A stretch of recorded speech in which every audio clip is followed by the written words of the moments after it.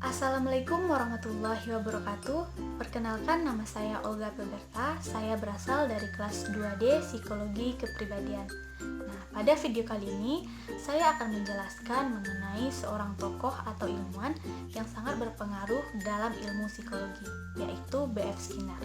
Nah, saya akan menjelaskan bagaimana ia melakukan eksperimen dan penelitian sehingga menghasilkan sebuah teori yang sangat bermanfaat di dalam ilmu psikologi. Namun, sebelumnya saya akan menjelaskan terlebih dahulu mengenai biografi dari Skinner ini. Nah, sekarang saya akan menjelaskan mengenai biografi dari B.F. Skinner. Nah, mungkin sebagian dari teman-teman belum mengenal sosok dari B.F. Skinner ini. B.F. Skinner ini merupakan salah satu tokoh yang terkenal di ilmu psikologi. Beliau terkenal dengan teori behaviorismenya. B.F. Skinner atau yang memiliki nama asli Bruce Frederick Skinner ini merupakan anak pertama dari pasangan William Skinner dan Grace Mansbury Skinner. Nah, Skinner ini lahir pada tanggal 20 Maret 1904 di suatu kota di Amerika Serikat yang bernama Pennsylvania. Ayah dari Skinner itu berprofesi sebagai pengacara dan politisi, sedangkan ibunya hanya ibu rumah tangga biasa. Nah, selama hidupnya, Skinner ini tinggal di tengah keluarga yang harmonis dan bahagia, serta lingkungannya yang terasa nyaman dan mendukung setiap perkembangannya. Kemudian, tak hanya itu, status ekonomi keluarga Skinner ini termasuk menengah ke atas. Nah, pada usia 2,5 tahun, Skinner memiliki adik yang bernama Edward atau yang lebih dikenal dengan Eddie. Namun, Edward meninggal ketika Skinner mulai masuk perguruan tinggi. Nah, sejak saat itu, orang tua Skinner menjadi protektif kepada Skinner dan sulit memberikan izin kepada Skinner untuk berpergian dari rumah. Pada tahun pertama, Skinner itu tertarik menjadi seorang penulis profesional.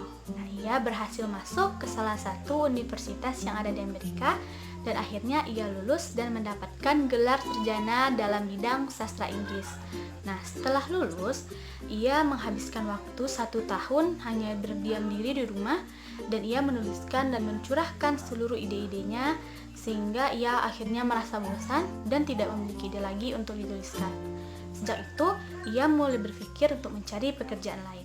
Nah, ia mulai tertarik dengan ilmu psikologi dan ia mulai membaca beberapa buku dari Watson dan Pavlov. Nah, setelah membaca buku kedua ilmuwan tersebut, ia mulai tertarik menjadi behavioris. Nah, sebenarnya Skinner itu tidak pernah mengambil jurusan psikologi, tapi karena kepintarannya, ia diterima di Universitas Harvard dan resmi menjadi mahasiswa di sana pada tahun 1928. Nah, selama di sana, ia terfokus pada tingkah laku hewan dan meraih doktor pada tahun 1931. Nah, pada tahun 1931 sampai 1936, Skinner itu bekerja di Harvard. Nah, selama di sana, ia melakukan penelitian mengenai saraf hewan.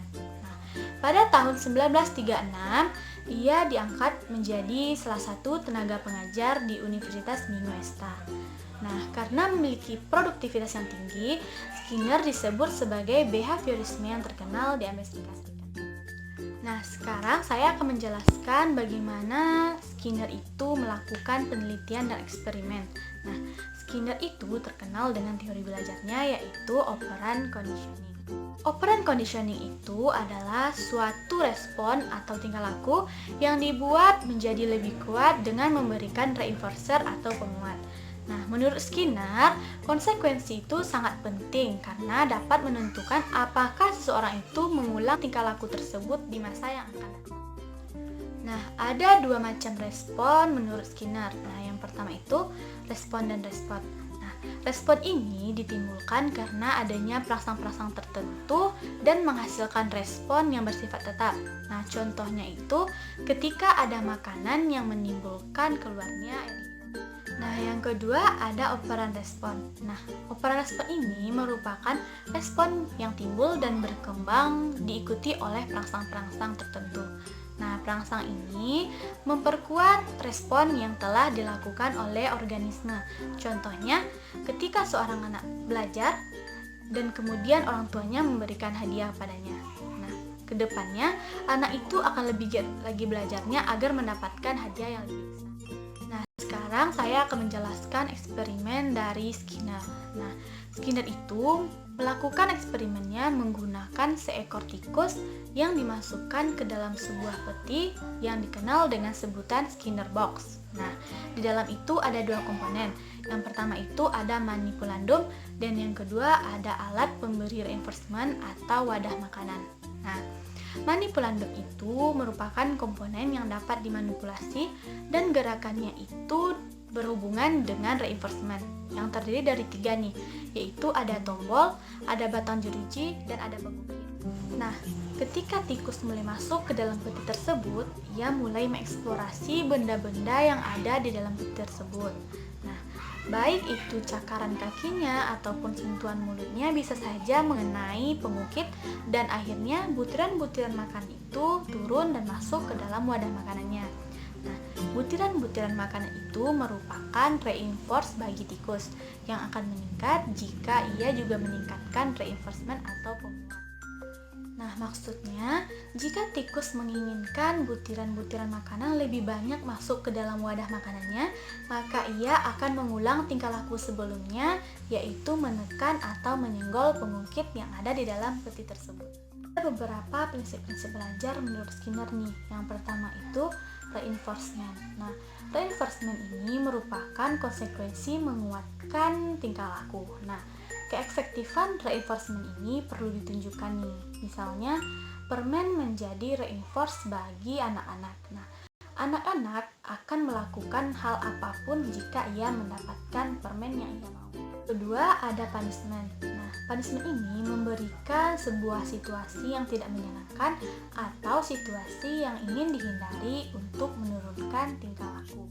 Nah, yang ketiga ada shaping. Nah, shaping ini di dalam teori behaviorisme digunakan untuk pengajaran keterampilan-keterampilan baru atau perilaku-perilaku baru. Dan siswa diberikan penguatan untuk menguasai keterampilan baru tersebut dan yang keempat ada extension. Nah, extension ini bertujuan untuk mengurangi atau menurunkan tingkah laku dengan cara menarik reinforcement atau penguatan yang menyebabkan tingkah laku itu terjadi. 5. Ada antecedent dan perubahan perilaku. Nah, antecedent ini bertujuan untuk memberikan petunjuk apakah perilaku yang mereka lakukan itu mendapatkan konsekuensi positif atau konsekuensi negatif. Baiklah, sekian penjelasan dari saya mengenai Burrus Frederick Skinner atau B.F. Skinner. Semoga apa yang saya sampaikan tadi bisa bermanfaat bagi teman-teman dan bisa menambah wawasan kita semua. Apabila ada salah kata, saya mohon maaf. Assalamualaikum warahmatullahi wabarakatuh.